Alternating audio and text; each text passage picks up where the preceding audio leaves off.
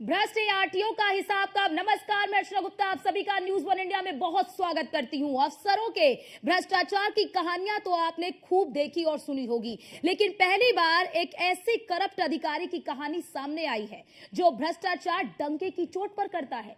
उसके खिलाफ दर्जनों शिकायतें हैं, सबूत है, इसके बावजूद उसका कोई कुछ नहीं बिगाड़ पा रहा है। हम बात कर रहे हैं औराया के एआरटीओ सुदेश तिवारी की, जिसके खिलाफ जब पत्रकारों ने खबरें चलाई तो इसने बकायदा बोर्ड लगाकर एआरटीओ दफ्तर में पत्रकारों का जो प्रवेश है उसे बैन कर दिया।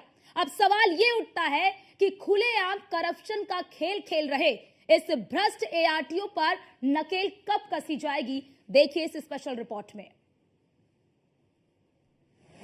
वो खुलेआम करता है वसूली, ऑनलाइन पेमेंट से भी हिचक नहीं, जिसके खिलाफ शिकायतों का अंबार।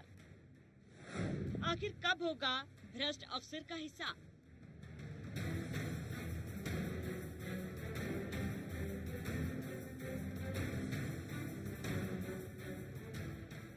तस्वीरें ओरिया के किसी हाईवे की हैं। तस्वीरों में साफ देख सकते हैं कि कैसे कुछ प्राइवेट गाड़ियों में आए लोग खुलेआम वाहनों से वसूली कर रहे हैं। ये सारा खेल चल रहा है ओरिया के एआरटीओ सुदेश तिवारी की शह पर, जिसने विभाग में इस कदर अंधेर गर्दी मचा रखी है कि ट्रक ड्राइवरों का ओरिया से गुजरना दुभर हो चुका है। सुदेश तिवारी ने बकायदा इसके लिए प्राइवेट लोगों का सिंडिकेट बना रखा है जो वसूली करते हैं, और अगर कोई ड्राइवर विरोध करता है तो उसके साथ मारपीट तक पर उतारू हो जाते हैं। पहले सुनिए ड्राइवरों का दर्द।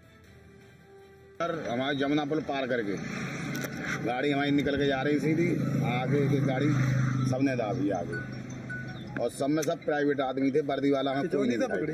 खूब वहाँ से खूब गाड़ी भगाई है हमने ट्रक मारे तो कोई वैसे आदमी न हो। उसके बाद हम फिर लौट के जमुना पा गए, जमुना पा के पकड़ लिए। बुंदर स्टेज में थे, जमुना पुल पार गया, चले आ रहे थे अपनी स्पीड में। वहाँ है जो हमको वैसे ही डर लगता है, कोई भी ठेले वाला जंगल इलाका रहता डर लगता है। तो हमारे ड्राइवर साहब गाड़ी चला रहे थे तो उन्होंने जगह बोले बदमाश लगे हैं आगे। हमने बदमाश, हमने हाँ हो सकता है, चलो गाड़ी भगाओ। मुड़ के देखा, आगे देखा तो हमने देखा ब्लैक स्कॉर्पियो खड़ी। हम भी डर गए, हमें गाड़ी सड़क निकालो, कुछ में वर्दी में भी नहीं था। हमें गाड़ी यहाँ से निकालो, खींच के चलो। देखा तो एकदम पूरी गाड़ी के आगे घेर ली है। और हम लोग वहाँ भाई चलाएंगे तो नहीं किसी के ऊपर, तो वहाँ पे गाड़ी साइड कर दी, खड़ी किए, बोले हम आरटीओ हैं। नीचे उतर के गए, बोले गाड़ी थाने लेके चलो। वहाँ से गाड़ी थाने लेके आ गए। हमारी गाड़ी धान लोड है, पूरे कागज हैं, हर चीज़ से ओके, ड्राइवर लाइसेंस हर चीज़ ओके, गाड़ी अंदर लोड है। फिर भी गाड़ी ला के थाने में खड़ा कर दिया। हमको 4 बजे रात से खड़ा करें, 3 बजे रात से हमारा टाइम बर्बाद कर रहे हैं, और हम यहाँ थाने में खड़ा कर दिया। अभी कोई कार्रवाई भी बता भी नहीं रहे कि करना क्या है। कुछ बताए तो पता चले भाई हमारी गाड़ी की दिक्कत है, तुमको पता चले, कुछ बताया भी नहीं रहे, गाड़ी ला के यहाँ खड़ी कर दी थाने में। अब आइए आपको एक एक सबूत के साथ दिखाते हैं कि कैसे सुदेश तिवारी ने डंके की चोट पर करप्शन का किला बना रखा है और उसे किसी का डर नहीं। पूरी कहानी बताने से पहले जाने कि सुदेश तिवारी आखिर है कौन। मूलतः एटा जिले के रहने वाले हैं सुदेश तिवारी। श्रावस्ती में तैनाती के दौरान सांसद दद्दन मिश्रा से विवादों से चर्चा में आए। साल 2011 में बरेली कोर्ट ने भ्रष्टाचार के मामले में सजा सुनाई थी। सजा के तहत 5 साल कैद और 8,000 का जुर्माना लगाया गया। फिलहाल सुदेश तिवारी जमानत पर हैं और तैनाती भी ले रखी है। यानी जनाब का अतीत भी दागदार है और वर्तमान भी, लेकिन वर्तमान की तस्वीरें तो गजब की चौंकाने वाली है। भ्रष्ट अधिकारी हो या कर्मचारी, करप्शन को इस चालाकी से करते हैं ताकि किसी को पता न चले, लेकिन सुदेश तिवारी इससे अलग है। तस्वीरें देखिए कि किस तरह सुदेश तिवारी ने खुलेआम ट्रक मालिकों से यूपीआई के जरिए रिश्वत ली। इतना ही नहीं, एआरटीओ की एक रेट लिस्ट भी खूब वायरल हो रही है, जिसमें किस तरह के वाहन से कितनी वसूली करनी है वो साफ साफ लिखा है। हालांकि न्यूज वन इंडिया इस वायरल रेट लिस्ट की पुष्टि नहीं करता, लेकिन यूपीआई से हुआ लेन देन सुदेश तिवारी की करतूतों की पोल खोलने के लिए काफी है।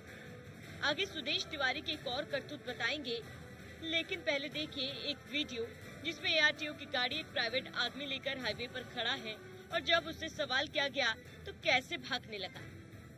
अधिकारी कहाँ है? आरटीओ साहब कहाँ है? आरटीओ साहब कहाँ है? कहाँ पीछे है? आरटीओ साहब कहाँ है? गाड़ी तुम ले आए हो ना, कहाँ है आरटीओ साहब? कहाँ है? आरटीओ साहब हमें बताओ कहाँ है? वसूली कर रहे हो रोड पे तुम आरटीओ साहब के नाम पे? कहाँ है आरटीओ साहब? अधिकारी कहाँ है तुम्हारा? अधिकारी गाड़ी लेके आओगे, हाईवे पे अवैध रूप से ठेला रोक रहे हो। कहाँ है अधिकारी तुम्हारा? तमाशा कर रहे हो रोड पे? वहां पे बैरियर लगाओ जमुना जी पुल पे। फिर तुम जमुना जी पुल पे बैरियर लगाओ ना। अधिकारी कहाँ है तुम्हारा ये बताओ। फिलहाल सुदेश तिवारी को लेकर ट्रक ड्राइवर लामबंद होने लगे हैं और मुख्यमंत्री से लेकर परिवहन मंत्री तक से लिखित शिकायत की, लेकिन इस बीच एआरटीओ का नया कारनामा सामने आ गया।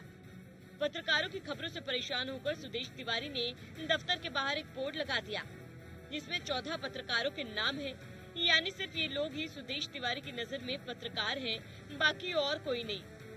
सवाल उठता है कि आखिर इतनी शिकायतों के बाद भी सुदेश तिवारी पर कार्रवाई क्यों नहीं हुई?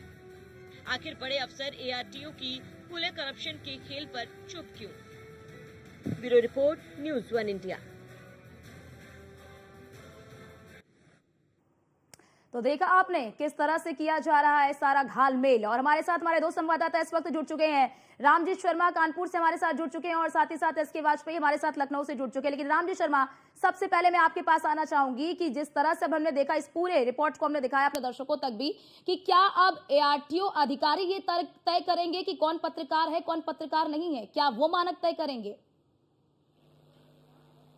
जी बिल्कुल, सबसे पहली बात है कि अगर बात करें भ्रष्टाचार की, तो आरटीओ एक ऐसा विभाग है जहाँ पर भ्रष्टाचार चरम पर है। लगातार यहाँ पर वसूली, चाहे वो लाइसेंस बनाने का काम हो, चाहे वो गाड़ी का जो फिटनेस चेकिंग की बात हो जाए या उसका परमिशन बढ़ानी हो, इन सभी चीजों को बढ़ाने के लिए यह एक रुपए तय है, एक मानक तय कि यहाँ पे जितना रुपए देंगे उतनी जल्दी काम होगा, अन्यथा आप चक्कर लगाते रहेंगे, आपका काम नहीं होगा। लगातार आरटीओ की बात है। अब जैसे मामला औरैया का है, यहाँ के जो आरटीओ उन पर कई तरह की कार्रवाई पहले भी हो चुकी है, भ्रष्टाचार का आरोप लगे हैं।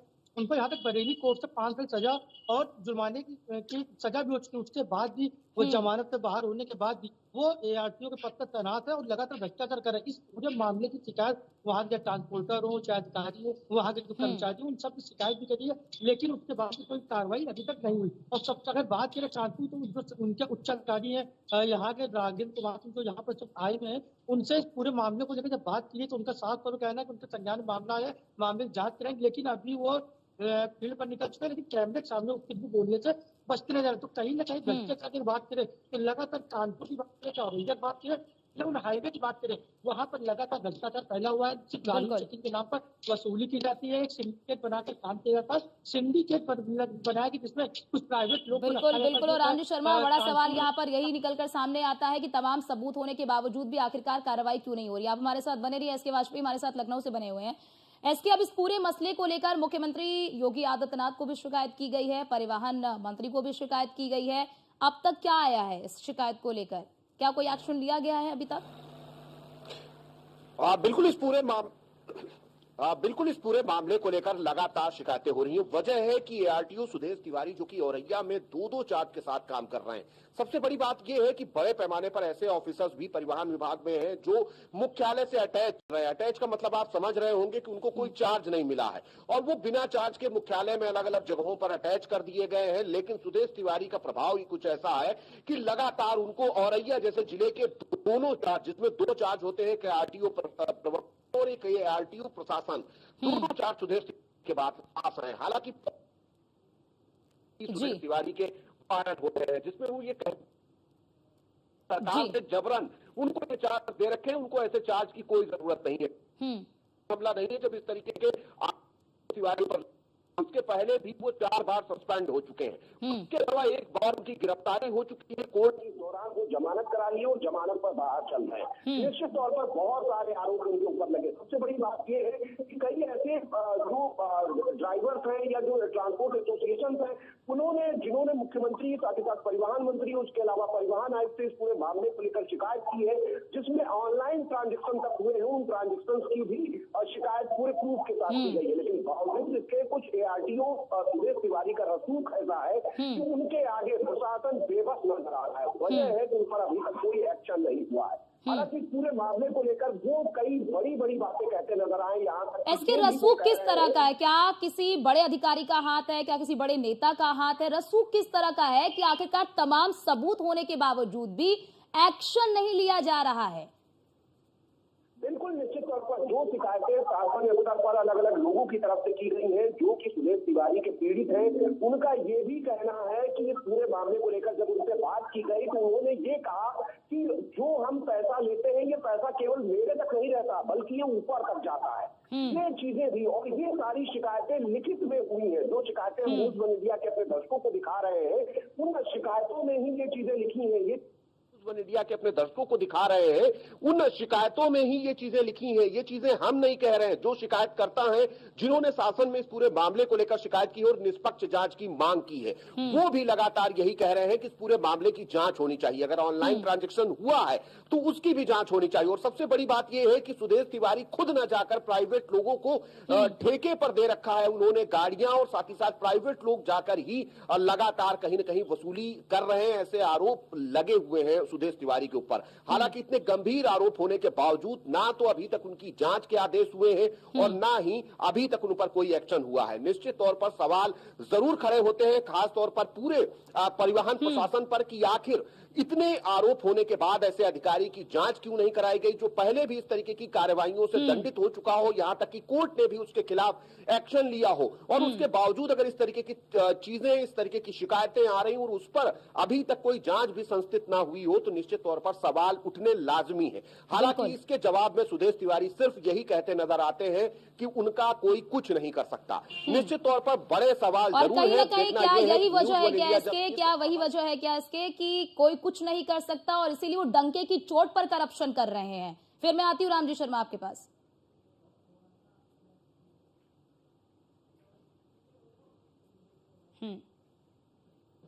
जरूर खड़े होते हैं। अगर शिकायत हुई है तो शिकायत के मामले की जांच होनी चाहिए। निश्चित तौर पर योगी सरकार लगातार भ्रष्टाचार के प्रति जीरो टॉलरेंस की नीति पर काम कर रही है और ऐसे आरोपी जो जिनकी भी इस तरीके की शिकायतें हुई हैं उनके खिलाफ एक्शन हुआ है। लेकिन अगर सुदेश तिवारी पर एक्शन नहीं हो रहा है तो निश्चित है कि वो चीजें जो सही जगह तक पहुंचनी चाहिए या जिन शिकायतों को लेकर एक्शन होना चाहिए, कहीं न कहीं वो शिकायतें दबाई जा रही हैं या उनको सही जगह तक नहीं पहुंचने दिया जा रहा है, जहां से सुदेश तिवारी जैसे लोगों पर, जिन पर इस तरीके के आरोप लगे हो, उनके खिलाफ एक्शन या जांच भी ना हो। ठीक है, आपको रोकना चाहते हैं इसके। एक बड़ी खबर सामने ये आ रही है कि औरैया के एआरटीओ से संपर्क करने की कोशिश की जा रही है, लेकिन उन्होंने बात करने से इनकार कर दिया। सोचिए, एक तो पहले करप्शन करते हैं और उसके बाद डंके की चोट पर करप्शन करते हैं, और जब उनसे संपर्क स्थापित करने की कोशिश की जाती है तो फिर बात करने से मना कर देते हैं। आपके पास लौटती हुई इसके रामजी शर्मा, क्योंकि अब देखिए जानकारी ये भी मिल रही है कि जो ट्रक चालक है वो लामबंद हो रहे हैं। ऐसे में क्या तस्वीर वहां पर नजर आ रही है? क्या ट्रक चालक जो है वो एकाएक अब क्या मोर्चा खोलने वाले हैं?